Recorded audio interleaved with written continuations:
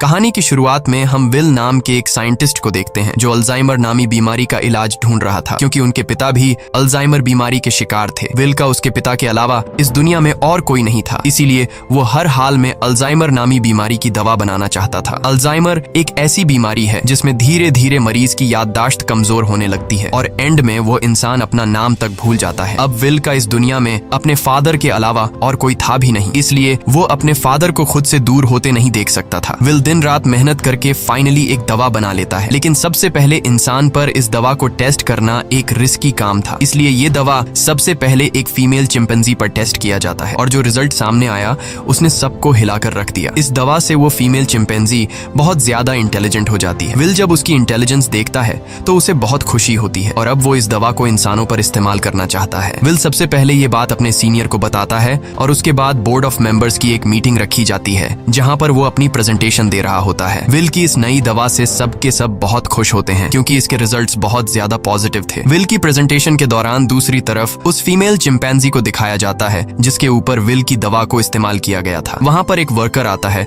जो उसे वहां से दूसरी जगह शिफ्ट करना चाहता है, लेकिन आज उस चिंपैंजी का नेचर थोड़ा अलग था। वो उस जगह से दूसरी जगह शिफ्ट नहीं होना चाहती थी। जब वर्कर जबरदस्ती करता है तो उस चिंपैंजी को बहुत गुस्सा आता है। वो उस वर्कर का हाथ पकड़ लेती है और उसके बाद वहां से निकलकर चारों तरफ तोड़फोड़ करना शुरू कर देती है। वो काबू से बाहर हो गई और उस जगह पहुंच जाती है जहां पर बोर्ड ऑफ मेंबर्स की मीटिंग चल रही होती है। यहाँ पर विल चाहकर भी उसे कंट्रोल नहीं कर पाता क्योंकि ये चिंपैंजी बहुत ज्यादा गुस्से में होती है, इसलिए इस चिंपैंजी को गोली मारनी पड़ती है जिससे उस चिंपैंजी की मौके पर ही मौत हो गई। इस हादसे के बाद बोर्ड के मेंबर्स ने ये माना कि विल की दवा की वजह से ये चिंपैंजी एग्रेसिव हो गई थी और अब चिंपैंजी की मौत के साथ साथ विल का ये पूरा का पूरा एक्सपेरिमेंट भी पूरी तरह से खत्म हो गया है। बोर्ड के मेंबर्स ने लैब में रखे सारे चिंपैंजी को मारने का हुक्म दिया क्योंकि उन पर भी विल की बनाई हुई दवा का इस्तेमाल किया गया था। हालांकि विल अपने बॉस को कन्विंस करने की कोशिश करता है कि मेरी दवा में कोई प्रॉब्लम नहीं है, लेकिन उसका बॉस साफ साफ मना कर देता है। वो कहता है कि अगर तुम्हारी दवा में प्रॉब्लम नहीं होती तो वो चिंपैंजी इतना ज्यादा अग्रेसिव नहीं होती। विल की 5 सालों की एक्सपेरिमेंट अब जाया हो गई थी। वो अंदर लैब की तरफ जाता है, तभी उसके पास लैब का केयर टेकर आता है और उसे बताता है कि आपकी दवा में कोई भी प्रॉब्लम नहीं है। दरअसल चिंपैंजी आपकी दवा की वजह से अग्रेसिव नहीं हुई थी, बल्कि उसने उसी वक्त एक बच्चे को जन्म दिया था जिस वजह से वो गुस्से में आ गई थी क्योंकि उसे वहां से शिफ्ट किया जा रहा था। और अब विल को पूरी बात समझ में आ जाती है। वो वर्कर उसे कहता है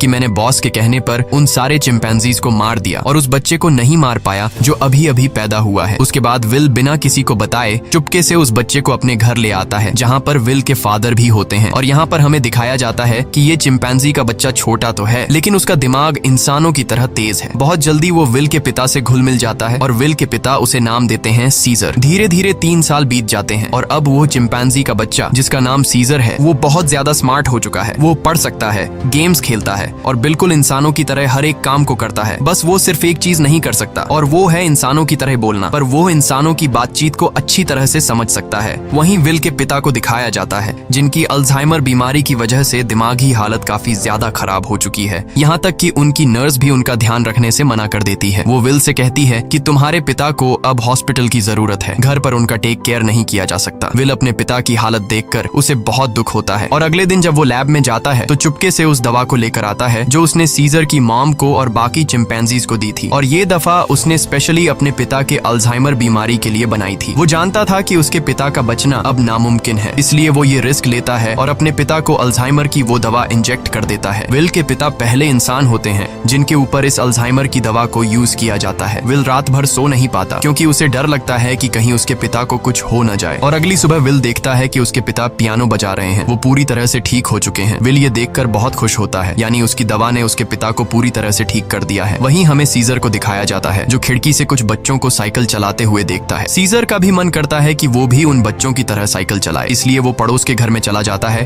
पर इस घर का मालिक बहुत ही खड़ूस इंसान था। वो सीजर को देख लेता है। अब वो सीजर को मारने के लिए बेसबॉल का बैट उठाकर उस पर हमला कर देता है, लेकिन उससे पहले कि वो उसे बुरी तरह से मारता, यहाँ पर विल और उसके पिता सीजर को बचा लेते हैं। विल पड़ोसी को समझाने की कोशिश करता है कि ये सिर्फ खेलने की कोशिश कर रहा था, इससे तुम्हें कोई खतरा नहीं है। पड़ोसी कहता है कि ये मेरे बच्चों को नुकसान पहुंचा सकता है और अगर ये बंदर का बच्चा दोबारा यहाँ पर आया तो मैं इसे मार दूंगा। यहाँ पर सीजर के पैर पर चोट लग गई होती है, इसलिए विल उसे डॉक्टर कैरोलिन के पास ले जाता है और जब कैरोलिन उसका इलाज करती है तो उसे पता चलता है कि ये बहुत ज्यादा इंटेलिजेंट है क्योंकि सीजर विल से इशारों में बात कर रहा होता है। जल्द जल्द ही विल और डॉक्टर कैरोलिन की आपस में दोस्ती हो जाती है। कैरोलिन को सीजर बहुत पसंद आ जाता है, इसलिए वो विल के घर आना शुरू कर देती है, जहाँ उसे पता चलता है कि सीजर हमेशा घर पर रहता है, उसे बाहर नहीं ले जाया जाता, इसीलिए सीजर हमेशा खिड़की से बाहर देखता रहता है। कैरोलिन विल से कहती है कि हमें उसे बाहर ले जाना चाहिए। विल को ये आइडिया पसंद आया और अगले दिन विल और कैरोलिन सीजर को पास के एक जंगल में ले गए, जिसका नाम रेडवुड है। वह खूबसूरत जंगल सीजर के लिए किसी जन्नत से कम नहीं था। सीजर को ये जगह बहुत पसंद आई और इसी तरह से 2 साल और बीत जाते हैं। अब विल और कैरोलिन एक दूसरे के साथ रिलेशनशिप में आ चुके हैं। सीजर भी अब बड़ा हो चुका है और ये लोग हमेशा उस जंगल में आते। एक दिन जब ये लोग रेडवुड जंगल में होते हैं तो वहाँ एक फैमिली आती है जिनके पास एक डॉग होता है जिसके गले में पट्टा बांधा गया होता है। वह डॉग सीजर पर भौंकने लग जाता है, जिसे देखकर सीजर बहुत ज्यादा मायूस हो जाता है। सीजर इसलिए मायूस नहीं होता कि डॉग ने उस पर भौंका, बल्कि वो डॉग के गले में पट्टा देख लेता है और पट्टा तो उसके गले में भी विल ने बांधा था। वो विल से इशारे में पूछता है, क्या मैं तुम्हारा कोई पालतू जानवर हूँ? जिस पर विल जवाब देता है, नहीं, तुम पालतू नहीं हो, तुम मेरे बेटे हो। पर सीजर अब समझदार हो चुका था। वो अपने बारे में जानना चाहता था कि वो कौन है और कहाँ से आया है, इसलिए विल सीजर को अपनी लैब के बाहर ले जाता है और बताता है कि तुम्हारी मॉम यहाँ पर थी, हमने उसके ऊपर एक दवा का इस्तेमाल किया था और उसी दवा की वजह से आज तुम इतने ज्यादा इंटेलिजेंट हो। अब सीजर को अपने बारे में सब कुछ पता चल चुका है। इसके बाद ये लोग घर आते हैं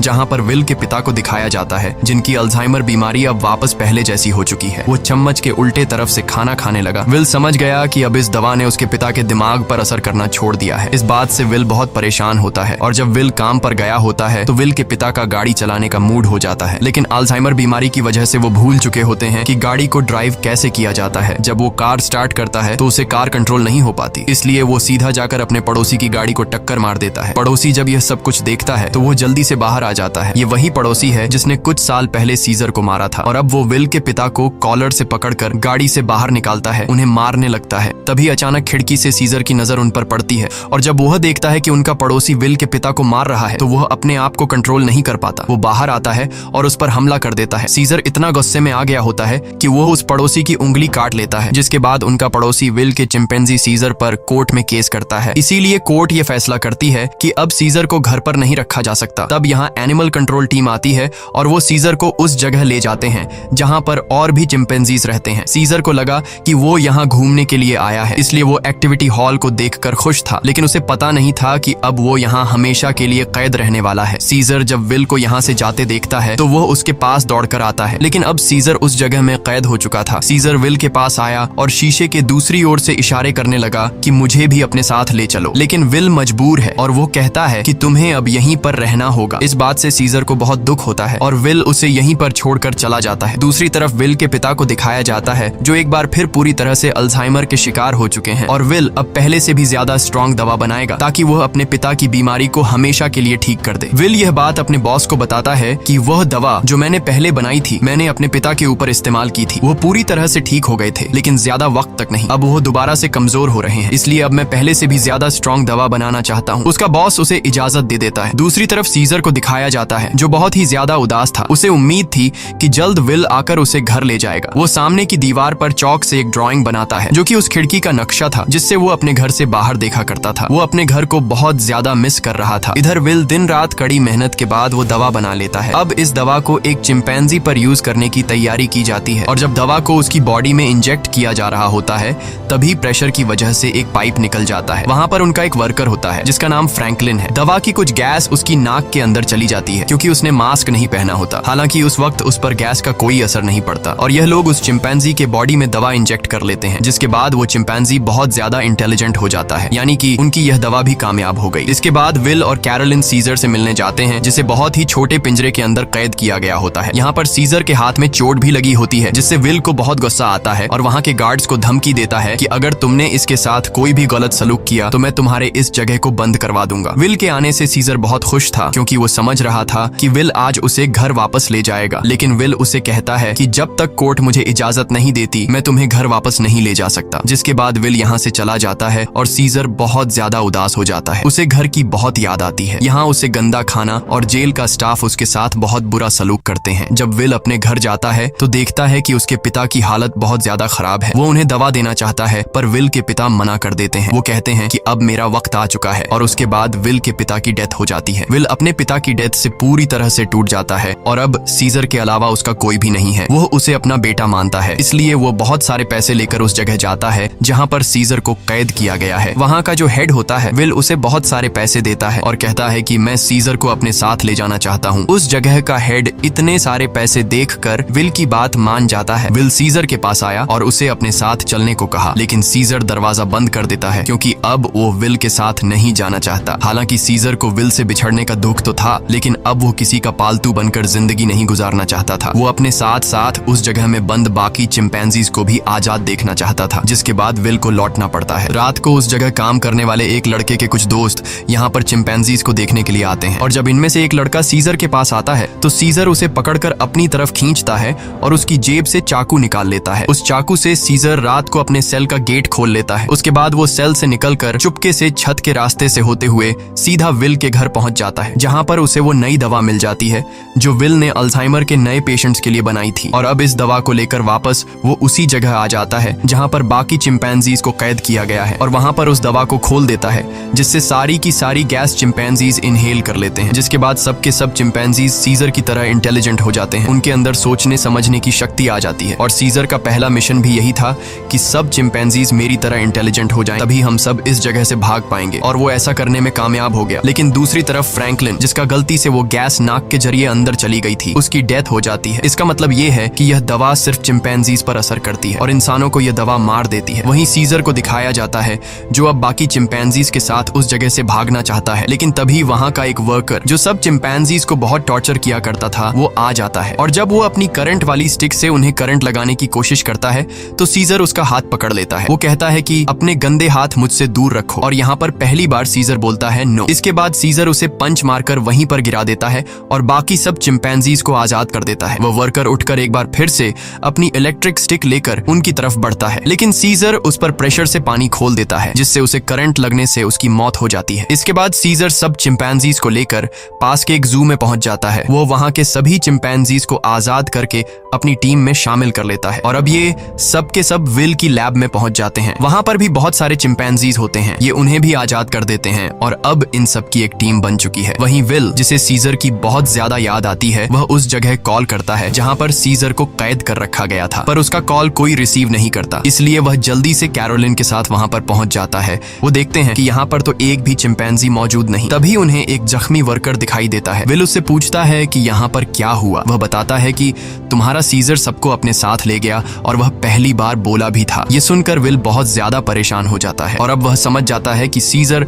अपने सभी साथियों के साथ रेडवुड जा रहा है, जहां पर बचपन में उसे ले जाया करता था। सीजर शहर के रास्ते से अपने साथियों के साथ आगे की तरफ बढ़ रहा होता है। रास्ते में एक ब्रिज आता है जहां पर पुलिस उनका रास्ता रोक लेती है और इसके बाद चिंपैंजीज और पुलिस के बीच में एक बहुत बड़ी फाइट होती है। हालांकि सीजर का मकसद इंसानों को चोट पहुंचाना नहीं था, बल्कि अपने चिंपैंजी भाइयों को आजाद करके उन्हें रेडवुड जंगल तक पहुंचाना था। उनके ऊपर हेलीकॉप्टर से हमला किया जाता है और जब सीजर को नुकसान पहुंचने वाला होता है तो तभी वहां पर एक गोरिल्ला हेलीकॉप्टर के ऊपर कूद जाता है और हेलीकॉप्टर को क्रैश कर देता है, जिससे उसकी जान चली जाती है। और तभी वहां पर कोबा नामी चिंपैंजी आता है। कोबा वही चिंपैंजी है जिसकी बॉडी पर लैब में एक्सपेरिमेंट किया गया था, जो उस आदमी को मार देता है जो हेलीकॉप्टर से उन पर गोलियां चला रहा था। यहाँ जब एक गोरिल्ला पुलिस वाले को चीरने वाला था तब सीजर उसे रोक लेता है, क्योंकि सीजर पुलिस वालों को रोकना चाहता था, उन्हें मारना नहीं। अब ये सब के सब ब्रिज को क्रॉस कर रेडवुड पार्क पहुंच जाते हैं, जहां पर विल भी कुछ देर में पहुंच जाता है। वो सीजर को आवाजें देने लगता है। इस दौरान एक दूसरा चिंपैंजी विल पर हमला करने वाला होता है कि तभी सीजर उसे रोकता है। विल सीजर से कहता है कि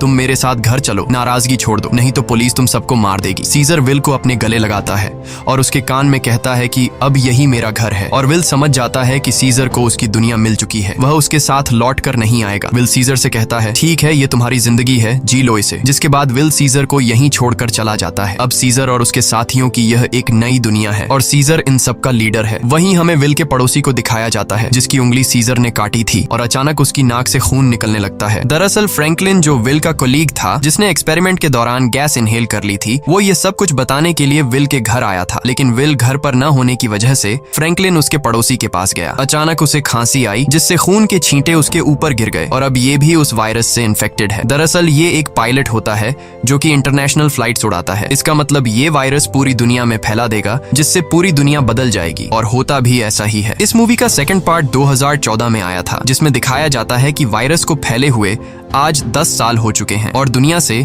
इंसानों की बहुत बड़ी आबादी खत्म हो चुकी है। जहां एक तरफ इंसानों की आबादी कम हो रही थी, दूसरी तरफ चिंपैंजीज की जनरेशन बढ़ती जा रही थी। ये सभी उस जंगल में पूरी तरह से फैल चुके थे और वो सभी अब पहले से भी ज्यादा स्ट्रांग हो चुके थे। यहाँ हमें सीजर को दिखाया जाता है। वो अब भी सभी चिंपैंजीज का लीडर है और इस जंगल में सीजर का ही राज चलता है। इस जंगल में अब इंसानों का आना मना है। सीजर का अब एक बेटा हो चुका है जिसका नाम ब्लू आई है। एक दिन सीजर का बेटा जब अपने दोस्त के साथ जंगल में घूम रहा होता है, तभी उनके सामने एक इंसान आ जाता है जो जंगल में अपनी टीम के साथ हाइड्रो इलेक्ट्रिक डैम देख रहा होता है ताकि पूरे शहर को इलेक्ट्रिसिटी दोबारा से दी जा सके और ये डैम चिंपैंजीज के इलाके में है। अब वो आदमी जब सीजर के बेटे ब्लू आई और उसके दोस्त को देखता है तो वो बहुत ज्यादा डर जाता है और अपनी गन निकाल लेता है। सीजर का बेटा भी घुर्राने लगता है। वो आदमी डर कर गोली चला देता है जिससे सीजर के बेटे का दोस्त घायल हो जाता है। गोली की आवाज सुनकर सभी चिंपैंजीज यहाँ पर आ जाते हैं। साथ ही जिस आदमी ने गोली चलाई होती है उसके साथी भी आ जाते हैं जो यहाँ पर डैम ढूंढ रहे होते हैं। चिंपैंजीज उन्हें मारना चाहते हैं। वो सब उन लोगों पर बहुत ज्यादा गुस्सा होते हैं। तभी इंसानों के ग्रुप का लीडर आगे आता है जिसका नाम मैल्कम है। वो सीजर से बात करता है। वो उसे बताता है कि हम यहाँ पर किसी को नुकसान पहुंचाने के लिए नहीं आए, हम तो बस यहाँ सिर्फ शहर की बिजली ठीक करने के लिए डैम ढूंढ रहे हैं। सीजर उससे कहता है चलो ठीक है, इस बार तुम आ गए लेकिन दोबारा यहाँ पर मत आना, तुम सब यहाँ से चले जाओ। अब वो सब के सब यहाँ से चले जाते हैं और इन्हीं चिंपैंजीज में जो कोबा होता है जिसके ऊपर कभी इंसानों ने एक्सपेरिमेंट्स किए थे, जो इंसानों से बहुत ज्यादा नफरत करता है, वो सभी चिंपैंजीज से कहता है कि इंसान दोबारा से हमारे इलाके में आ गए हैं, वो हमें फिर से नुकसान पहुंचाएंगे, इसलिए इंसानों को हमें अपनी ताकत दिखानी होगी। और सीजर भी अब उसकी बातों में आ जाता है और ये सब तय करते हैं कि ये इंसानों की बस्ती में जाएंगे। और अब सीजर अपने घोड़े पर बैठकर सबके आगे होता है। उसके साथ सभी चिंपैंजीज इंसानों के इलाके में जाते हैं। यहाँ पर दिखाया जाता है कि जो पहले रोशनियों से चमकने वाला एक खूबसूरत शहर हुआ करता था, अब वो पूरी तरह से वीरान हो चुका है। यहाँ पर टेक्नोलॉजी और बहुत सारी चीजें अब पूरी तरह से खत्म हो चुकी हैं। सीजर अपनी पूरी सेना को लेकर इंसानों के इलाके में पहुंच जाता है, जहां पर मैल्कम एक बार फिर से सीजर के सामने आता है और वो सीजर से कहता है कि हम तुमसे माफी मांग चुके हैं। सीजर कहता है कि आज के बाद अगर हमारे इलाके में कोई भी आया तो हम उसे मार देंगे। हम युद्ध नहीं चाहते, लेकिन अगर इंसानों ने दोबारा हमारे इलाके में आने की कोशिश की तो हम किसी को नहीं छोड़ेंगे। यहाँ पर कोबा भी होता है। कोबा चाहता है कि वो इंसानों से युद्ध लड़े, लेकिन सीजर इंसानों को वार्निंग देकर यहाँ से पूरी सेना के साथ निकल जाता है। वही मैल्कम को दिखाया जाता है जो बहुत ज्यादा परेशान होता है क्योंकि जिस जगह में ये लोग रह रहे थे वहां पर बिजली नहीं थी और उनका पावर प्लांट खास उसी जगह में था जहां पर चिंपैंजीज का इलाका था। वहां पर जाना मतलब अपनी मौत को दावत देना है, लेकिन सारी जिंदगी ये लोग बिना इलेक्ट्रिसिटी के तो नहीं रह सकते थे, इसलिए उन्हें हर हाल में वहां पर जाकर बिजली ठीक करनी थी। मैल्कम अपने सीनियर से कहता है कि हमें एक बार सीजर से बात करके देखना चाहिए, क्या पता वो हमारी तकलीफ को समझ ले। जिसके बाद मैल्कम अपनी फैमिली और एक ग्रुप लेकर वहां जंगल के बाहर पहुंच जाता है। मैल्कम जब सीजर को अपनी सारी सिचुएशन बताता है तो सीजर समझ जाता है क्योंकि वो इंसानों के साथ रह चुका है। उसे पता है कि इलेक्ट्रिसिटी का मतलब क्या है और इंसानों के लिए वो कितनी जरूरी है। सीजर कहता है ठीक है, तुम लोग अंदर आ सकते हो, मगर एक शर्त पर, तुम्हें सारे हथियार हमारे हवाले करने होंगे। मैल्कम मान जाता है और अब अपनी टीम के साथ वो उस जगह पहुंच जाता है जहां पर पावर प्लांट है और इसके बाद ये लोग वहां पर काम करना शुरू कर देते हैं। मैल्कम की वाइफ और उसका बेटा चिंपैंजीज के बच्चों से बहुत जल्दी घुल मिल जाते हैं और जब ये लोग पावर प्लांट पर काम कर रहे होते हैं तभी एक चिंपैंजी को वहां पर छुपी हुई एक गन मिलती है और वो गन सीधा वो लेकर जाता है सीजर के पास। और जब सीजर को पता चलता है कि इंसान अपने साथ छुपाकर यहाँ पर गन लाए हैं तो उसका गुस्सा एक बार फिर से भड़क जाता है और वो मैल्कम और उसके साथियों से कहता है तुम जंगल छोड़कर चले जाओ। लेकिन तभी सीजर को पता चलता है कि उसकी पत्नी जो बहुत लंबे समय से बीमार थी, मैल्कम की पत्नी ने उसे दवा दी थी जिससे अब वो पूरी तरह से ठीक हो गई। ये देखकर सीजर इंसानों को एक और मौका देता है। वो कहता है तुम्हारे पास एक दिन और है, तुम इस पूरे पावर प्लांट को ठीक कर सकते हो और इसके बाद यहाँ से चले जाना। दरअसल मैल्कम का एक साथी जो कभी एक पुलिस ऑफिसर हुआ करता था, उसे चिंपैंजीज पर बिल्कुल भरोसा नहीं है। वो उनसे नफरत करता है और वो यहाँ पर गन्स लेकर आया होता है। उनके पास और भी गन्स होते हैं और जब ये लोग गन्स एक दूसरे को पास कर रहे होते हैं तो ऊपर से कोबा देख लेता है। कोबा गुस्से से लाल हो जाता है कि ये इंसान तो बिल्कुल भी भरोसे के लायक नहीं है और कोबा इंसानों से बहुत ज्यादा नफरत करता है और वो जल्दी से सीजर के पास जाता है। वो उसे बताता है कि इंसानों के पास और भी हथियार हैं, इंसान भरोसे के लायक नहीं है, तुम्हें उन्हें हमारे इलाके से निकालना होगा। जिस पर सीजर उसे सब्र रखने को कहता है। इस बात से कोबा को गुस्सा आता है। वो कहता है, तुम्हें अपने साथियों की बिल्कुल भी परवाह नहीं है, तुम इंसानों से प्यार करते हो क्योंकि तुम भी उन्हीं में से एक हो। और अब सीजर को इस बात पर गुस्सा आता है और वो कोबा पर हमला कर देता है। सीजर उसे बहुत बुरी तरह से घायल कर देता है। कोबा अब बदले की आग में जलने लगा। वो यहाँ से सीधा उस जगह जाता है जहाँ पर इंसान और उनके हथियार हैं। वो वहाँ से इंसानों के हथियार लेता है और बहुत सारे इंसानों को मार देता है। और उन्हें मारने के बाद वापस वो अपने इलाके में आता है जहाँ पर वो अपने ही चिंपैंजीज के कई घरों को आग लगा देता है। और जब मौका देखता है कि सीजर बिल्कुल अकेला है, उसके पास कोई भी नहीं है, तो वो चुपके से सीजर को भी गोली मार देता है। सीजर वहीं झाड़ियों में गिर जाता है। इसके बाद कोबा अब सभी चिंपैंजीज के पास जाता है और कहता है, इंसानों ने हमारे घर जला दिए और हमारे लीडर सीजर को भी मार दिया। वो हम पर हमला कर रहे हैं, हमें उन्हें सबक सिखाना होगा। कोबा इंसानों के खिलाफ युद्ध का ऐलान कर देता है। साथ ही वो यह भी ऐलान करता है कि अब मैं तुम सब का लीडर हूँ। इसे सब लीडर मान लेते हैं और इंसानों से युद्ध लड़ने के लिए तैयार हो जाते हैं। दूसरी तरफ इंसानों को दिखाया जाता है जहाँ उनके घरों में अब लाइट आ चुकी होती है क्योंकि पावर प्लांट ठीक हो चुका है। वो सब एक साथ मिलकर एंजॉय कर रहे होते हैं। वहीं कोबा अपनी पूरी सेना के साथ उस जगह पहुंच जाता है जहां पर इंसानों के हथियार हैं। सबसे पहले ये चिंपैंजीज इंसानों के हथियार को लूटते हैं और इसके बाद उन्हीं हथियारों से इंसानों के ऊपर हमला कर देते हैं। कई इंसानों को मार दिया जाता है। यहाँ पर वो छोटा चिंपैंजी भी होता है जिसे जंगल में एक इंसान ने गोली मारी थी और अब कोबा उसे हथियार देता है और कहता है, तुम्हें इंसानों को मारना होगा। पर वह मना कर देता है क्योंकि सीजर ने उसे सिखाया था कि कभी भी किसी भी इंसान पर बिना वजह हमला मत करना। और जब वो बच्चा कोबा का ऑर्डर नहीं मानता तो कोबा उसे मार देता है। साथ ही जो चिंपैंजीज उसका हुक्म नहीं मानते वो उन्हें कैद कर लेता है। वही जंगल में मैल्कम और उसकी वाइफ शहर की तरफ आ रहे होते हैं। तभी वहाँ पर उन्हें सीजर दिखता है जो बहुत बुरी तरह से घायल होता है। वो सीजर को अपनी गाड़ी में बैठाकर अपने घर ले आते हैं। वो उसका ट्रीटमेंट करते हैं और सीजर का अच्छी तरह से ख्याल रखते हैं जिससे सीजर की जान में दोबारा जान आ जाती है। सीजर के होश में आने के बाद वो उन्हें बताता है कि मेरे पर हमला मेरे साथी ने किया है जिसका नाम है कोबा। मैल्कम को भी यहाँ पर पूरी बात समझ में आ जाती है। सीजर पूरी तरह से ठीक नहीं था, इसीलिए उसे पूरी तरह से रिकवर करने के लिए मैल्कम मेडिसिन लाने के लिए स्टोर पर जाता है और तभी उसके सामने सीजर का बेटा आ जाता है जिसके हाथ में गन होती है। वो मैल्कम को शूट करने वाला होता है कि मैल्कम उसे बता देता है, तुम्हारे पिता सीजर अब भी जिंदा हैं, वो हमारे पास हैं और उन्हें और किसी ने नहीं बल्कि कोबा ने शूट किया है। इसके बाद मैल्कम सीजर के बेटे को अपने घर ले आता है। वो अपने पिता को जिंदा देखकर बहुत खुश हो जाता है, जहाँ पर सीजर का बेटा सीजर को बताता है कि किस तरह से कोबा ने अपने आप को लीडर बनाया और उसने बाहर की दुनिया में मासूम लोगों की जान ली। सीजर के बेटे को भी अब पता चल चुका है कि उसके पिता सीजर पर और किसी ने नहीं बल्कि कोबा ने गोली चलाई थी। इसीलिए अब वह वापस उसी जगह जाता है जहाँ पर कोबा ने इंसानों को और बहुत सारे चिंपैंजीज को बंदी बनाकर रखा है। सीजर का बेटा सबको आजाद कर देता है। मैल्कम भी उनका साथ देता है और वो उन सबको टावर के अंदर ले आता है जहाँ पर उसकी मुलाकात वही पुलिस ऑफिसर से होती है। वह ऑफिसर मैल्कम को बताता है कि इलेक्ट्रिसिटी आने के बाद मैंने रेडियो से आर्मी के साथ कांटेक्ट कर लिया है और बहुत जल्द बहुत बड़ी आर्मी की सेना यहाँ पर आने वाली है जो सभी चिंपैंजीज का खात्मा कर देगी। साथ ही वह यह भी बताता है कि मैंने टावर के ऊपर बहुत सारे बॉम्ब्स को फिट कर दिया है ताकि जब चिंपैंजीज टावर के ऊपर चढ़ेंगे तो मैं बॉम्ब को ब्लास्ट करके उन सब चिंपैंजीज को मार दूंगा। हालांकि इसमें उसकी खुद भी जान चली जाएगी। उसके हाथ में रिमोट कंट्रोल होता है और अब यह देखने के बाद मैल्कम और सभी इंसान वहां से भागना शुरू कर देते हैं। वहीं सीजर को दिखाया जाता है जो अब यहाँ पर पहुंच चुका है। उसका सामना कोबा से होता है और कोबा और उसके बीच फाइट शुरू हो जाती है। सीजर को जिंदा देखकर बाकी चिंपैंजीज भी कोबा की गद्दारी को जान चुके हैं। वहीं हमें उस पुलिस ऑफिसर को दिखाया जाता है जो टाउन के एक हिस्से को बॉम्ब से ब्लास्ट कर देता है जिसमें कई सारे चिंपैंजीज मारे जाते हैं, लेकिन कोबा, सीजर और उसके कई साथी अब भी जिंदा हैं। जब कोबा देखता है कि बहुत सारे चिंपैंजीज वापस सीजर को सपोर्ट करने लगे हैं तो वह उन सब पर गोलियां चलाना शुरू कर देता है। तभी सीजर काफी ऊंचाई से कोबा पर हमला कर देता है और उसे बिल्डिंग से नीचे धकेल देता है। कोबा लोहे की रॉड से लटक जाता है। अब वह सीजर से कहता है, प्लीज मुझे बचा लो, जिसके बाद सीजर उसका हाथ पकड़ लेता है, लेकिन कोबा ने जो किया है उसे माफ नहीं किया जा सकता। इसीलिए सीजर उसका हाथ छोड़कर उसे नीचे गिरा देता है जिससे उसकी मौत हो जाती है। और अब मैल्कम और सीजर एक दूसरे के सामने होते हैं। ये दोनों एक दूसरे से हाथ मिलाते हैं, यानी कि यह दोनों अब अच्छे दोस्त हैं, जैसे कभी सीजर विल का हुआ करता था। मैल्कम सीजर को बताता है कि बहुत जल्दी यहाँ पर आर्मी आने वाली है, तुम सबको यहाँ से निकलना होगा ताकि इस जंग को रोका जा सके। सीजर कहता है कि अब इंसानों और चिंपैंजीज के बीच जो वॉर है उसे कभी खत्म नहीं किया जा सकता। इसी के साथ यह कहानी खत्म हो जाती है। अगर वीडियो आपको अच्छी लगी हो तो हमारे चैनल को सब्सक्राइब और वीडियो को लाइक जरूर कीजिएगा।